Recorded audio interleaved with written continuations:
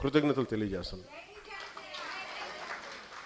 అంటే యుద్ధం చేయాలంటే వీరతల కింద యుద్ధం మీరు పంపించాలి. మీరు విజయం సాధించాలని మీరు దీవెనలు పంపించకపోతే మీకేం జరిగింది? మేమేం గెలుస్తాం ఇక్కడి నుంచి.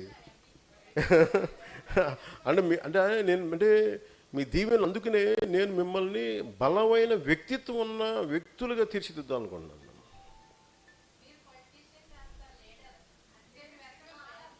అదే అమ్మా, మీరు అర్థం చేసుకున్నదంతా అక్కడ విశ్లేషకులు అర్థం చేసుకునే పరిస్థితులు వేరేగా ఉన్నాయి. వాళ్ళు అలాగే అదే మా సగటు ఆడపడుచు అర్థం చేసుకున్నంత నన్ను అర్థం చేసుకోకపోతే, నన్ను అర్థం చేసుకుని ఒకళ్ళేమ్మా, చాలా తక్కువ మంది అర్థం చేసుకున్నారు, మీరు కాకుండా. సపోజ్ అలాగే అది మా ఆడపడుచు ఇక్కడ అర్థం చేసుకున్నంతగా మళ్ళీ మోడీ గారు అర్థం చేసుకున్నారు, నన్ను మధ్యలో అర్థం చేసుకోవాలా. ఆయనకి నేను అర్థం అవుతాను, మీకు నేను అర్థం అవుతాను.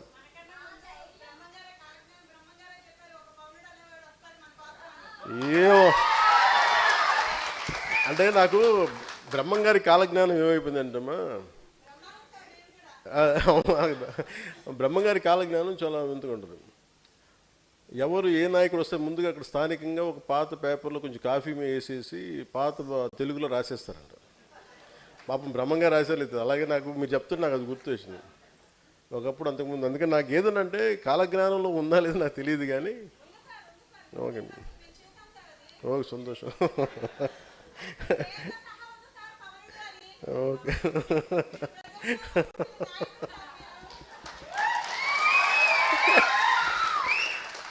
నాకు మధ్యలో నన్ను బాధ పెట్టి నా నవ్వు తీసేశారు. అంటే ఎందుకంటే నా నవ్వు ఎందుకు తీశారంటే 2 సంవత్సరాలు నా నవ్వు పోయింది. మీరు చూస్తే చాలా తక్కువ నవ్వాను. ఒక నిమిషం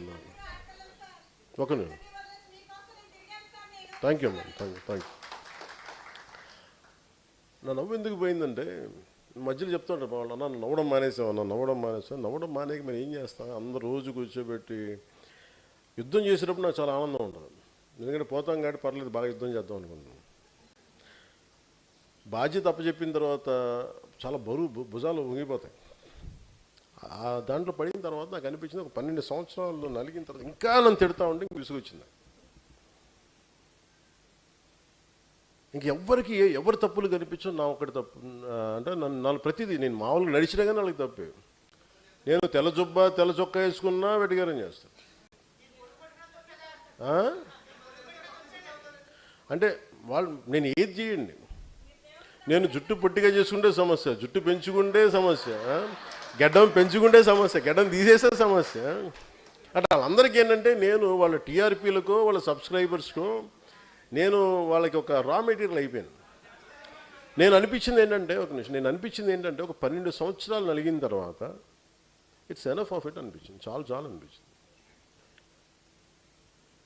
ఇంకా చాలు, ఇంకా మనం కూర్చోబెట్టి బలంగా మాట్లాడాలి. ఒక 12 సంవత్సరాల తర్వాత ఒక పార్టీని నడిపాను. దాని నుంచి వచ్చిన ఆత్మవిశ్వాసం, దాని నుంచి వచ్చిన బలం, అది తట్టుకొని నిలబడ్డాం. ఈ రోజున అందరూ కూర్చోబెట్టి ఈ రోజున మనం ఇన్ని లక్షల పెట్టుబడులు తీసుకొస్తున్నాం. ఒక ఎన్ఫీల్డ్ దగ్గర నుంచి అక్కడ మన అనంతపురంలో వచ్చే ఒక ఈ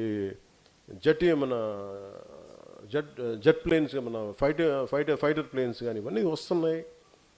గూగుల్ కానీ ఇవన్నీ ఇన్ని లక్షల పెట్టుబడులు వస్తున్నాయి ఈరోజు రాష్ట్రానికంటే దీని మూలం ఎక్కడుంది? రాజమండ్రిలో మూలాలు పడినాయి దానికి.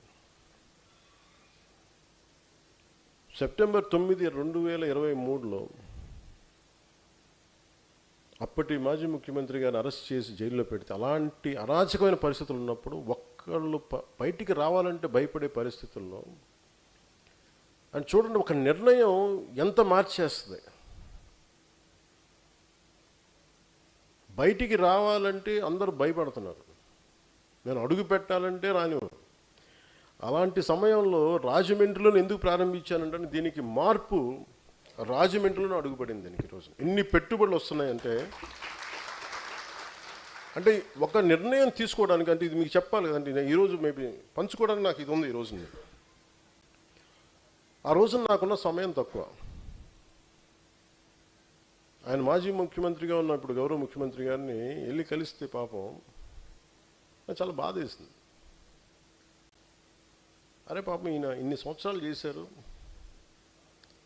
ఒక నగరానికి రూపకల్పన చేశారు. ఎంత కష్టమో నాకు తెలుసు. ఒక ఇల్లు కట్టడమే కష్టం అనుకుంటే ఒక నగరాన్ని రూపకల్పన చేయడం చాలా శక్తి సమర్థత ఉండాలి. నేను ఒక వ్యక్తిగా చూశాను ఆయన్ని, ఒక బలమైన నాయకుడిగా చూశాను.